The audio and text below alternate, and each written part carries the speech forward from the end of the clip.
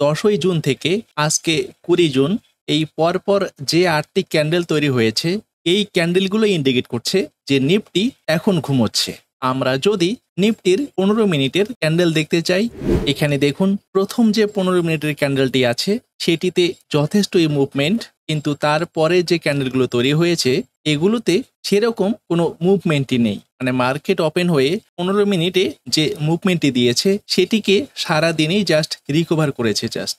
আর Nifty এখন আছে উপরে, তাই আমরা যারা সুইং ট্রেডার আমাদের এখন অপেক্ষা করা ছাড়া আর কিছু করার নেই।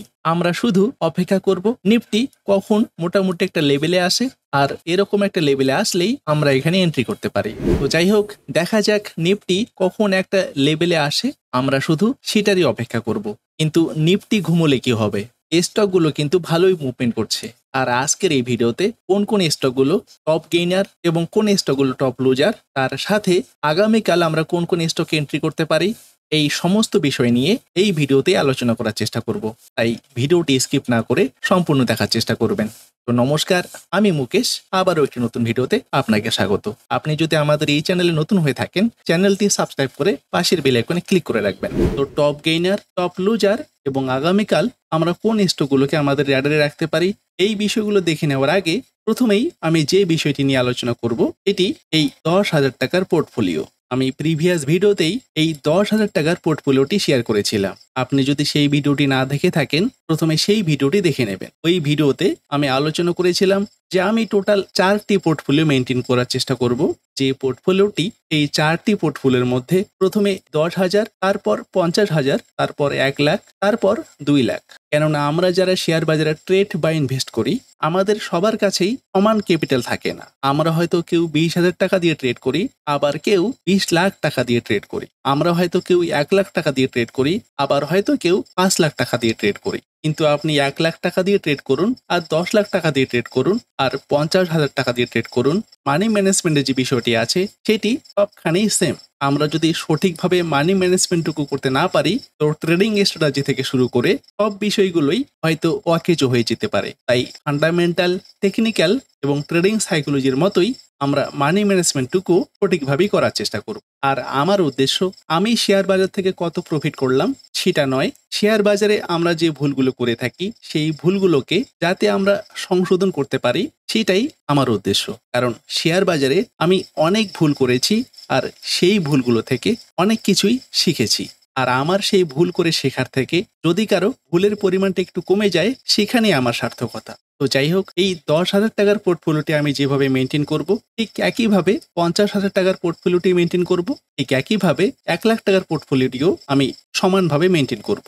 আর দেখা যাক এই 10,000 টাকাকে আমরা 1 লাখ টাকায় কত দিনে কনভার্ট করতে পারি, আর আদৌ পারি কিনা। তো এখানে দেখুন বাই ভ্যালু 2900 টাকা। মানে গতকালকে আমি যে দুটো স্টক নিয়ে আলোচনা করেছিলাম তার মধ্যে বাজাজ হোল্ডিং এর প্রাইস 8,000 প্লাস। এখানে দেখুন বাজাজ হোল্ডিংও আজকে 1% মতো উপরে গেছে, কিন্তু বাজাজ হোল্ডিং এর কারেন্ট প্রাইস 8,245। আর আমাদের টোটাল ক্যাপিটালই 10,000। যদি 8,000 টাকা দিয়ে এই স্টকটিকে বাই করি একটা কোয়ান্টিটি, তাহলে কিন্তু আমরা পরবর্তীকালে অ্যাভারেজ করতেও পারবো না এবং অন্য কোনো স্টকেও এন্ট্রি করতে পারবো না। এজন্যই আমি 10,000 টাকার পোর্টফোলিওতে বাজাজ হোল্ডিংটি বাই করিনি। আমি কোন স্টকটিকে বাই করেছি, এখানে দেখুন বাটা ইন্ডিয়া। আজকেই বাই করেছিলাম। এখানে দুটো কোয়ান্টিটি, বাই প্রাইস 1450 টাকা 10 পয়সা। যে স্ট্র্যাটেজিতে আমি এন্ট্রি করেছি সেটি স্টকেস্টিক। এখানে টার্গেট প্রাইস আমার 1522 টাকা 61 পয়সা। আজকে এই স্টকটি 1.30% উপরে গেছে, কিন্তু এখানে আমার টার্গেট 5%। যেদিন এই টার্গেটটি ফিল করবে সেই দিনই আমি এখান থেকে এক্সিট করব। আর দুটো কোয়ান্টিটি বাই করতেই আমার এখানে লেগেছে 2900 টাকা। এই 10,000 থেকে এখনো আমার এই 7,099 টাকা পড়ে আছে। আর এখানেই আমি আমার টোটাল ক্যাপিটালের 29% ইউজ করে ফেললাম। যদিও আমি প্রিভিয়াস ভিডিওগুলোতে বলেছিলাম যে কোনো স্টকেও 5%-এর উপরে তো নয়, কিন্তু এখানে একটি বিষয় দেখুন, এই বাটা ইন্ডিয়া যদি আমার 5% টার্গেটই হিট করেই দেয়, তো আমি এখানে গেইন করব 145 টাকা, কিন্তু ব্রোকারেজ চার্জ দিতে হবে আমাকে 22 টাকা, মানে 23 টাকার মতো। আর এখানে আমার নেট গেইন 122 টাকা। আর যদি আমি এখানে একটা কোয়ান্টিটি করে দিই, এখানে দেখুন আমি এখানে একটা কোয়ান্টিটি করে দিলাম। এখন দেখুন ব্রোকারেজ চার্জ দেওয়ার পর এখানে আমার টিকবে মাত্র 53 টাকা। তাই এখানে একটু ওভার রিস্ক নিয়ে ফেললাম।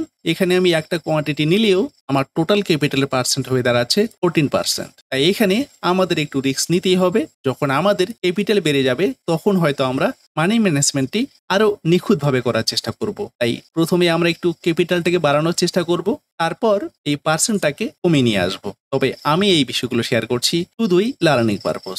আপনি কখনোই আমার বলাতেই এই সমস্ত স্টকে এন্ট্রি করবেন না। আপনার যদি এই সমস্ত স্টকে ট্রেড করতে হয় অবশ্যই নিজস্ব অ্যানালাইসে ট্রেড করবেন। গতকালকে যে দুটো স্টক নিয়ে আলোচনা করেছিলাম, আজকে দুটো স্টকই 1%-এর মতো উপরে চলে গেছে। যদিও আমাদের সেই স্টকগুলো থেকে টার্গেট 5%, টার্গেট হিট না করা পর্যন্ত আমরা সেই সমস্ত স্টক থেকে এক্সিট করব না। আর ঠিক গতকালকের মতোই আজকেও দুটো স্টক নিয়ে আলোচনা করব, যে দুটো স্টকে আমরা আগামীকালকে হয়তো বা এন্ট্রি করতে পারি। তবে আমার কখনোই রিকমেন্ডেশন নয়। তো এটি দেখুন টিসিএস এর টেকনিক্যাল চার্ট। এখানে টাইম ফ্রেম ডেইলি। এখানে দেখুন পর 3 দিন স্টকেস্টিক 20 লেভেলের নিচে ক্লোজিং দিয়েছিল, এখানেও দিয়েছিল, এখানেও দিয়েছিল এবং এখানেও দিয়েছিল, কিন্তু টার্গেট সবগুলোরই হিট করে দিয়েছে। টার্গেট কত? অনলি 5%। এখান থেকে 5% টার্গেটটি হিট করে দিয়েছে, তাই আমরা এখানে এক্সিট করেছিলাম।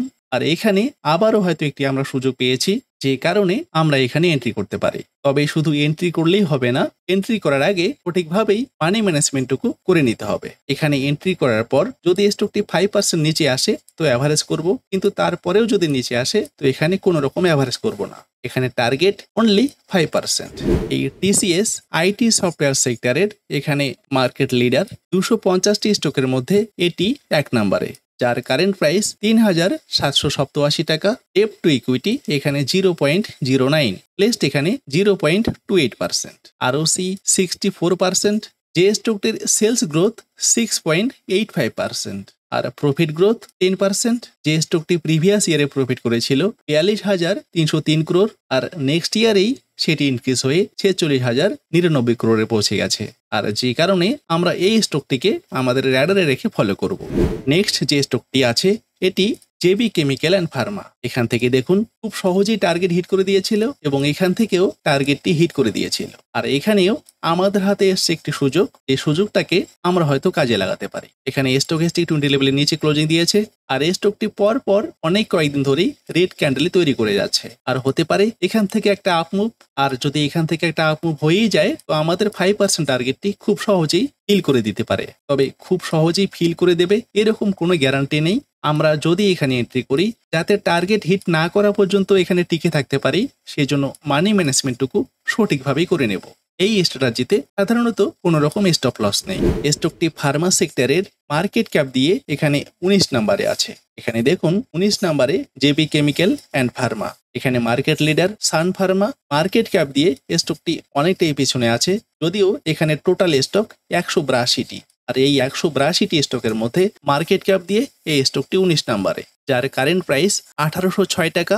এফ টু ইকুইটি 0.13, প্লেসড এখানে 0%, আরওসি 25%, যার সেলস গ্রোথ 10% এবং প্রফিট গ্রোথ 35%। যে স্টকটি প্রিভিয়াস ইয়ারে প্রফিট করেছিল 410 crore, নেক্সট ইয়ারেই সেটি ইনক্রিজ হয়ে 552 crore পৌঁছে গেছে। আর যে স্টকটিকে আমরা হয়তো আমাদের র্যাডারে রেখে ফলো করতেই পারি আগামীকালকের জন্য। তবে আমি এই ভিডিওতে যে স্টকগুলোকে নিয়ে আলোচনা করলাম কোনোটি রিকমেন্ডেশন নয়। আজকের মতো এইটুকুই। ভিডিওটি যদি ভালো লাগে লাইক ও শেয়ার করবেন, কমেন্ট বক্সে আপনার মতামত জানাবেন। তো দেখা হচ্ছে নেক্সট ভিডিওতে। ধন্যবাদ, ভালো থাকবেন।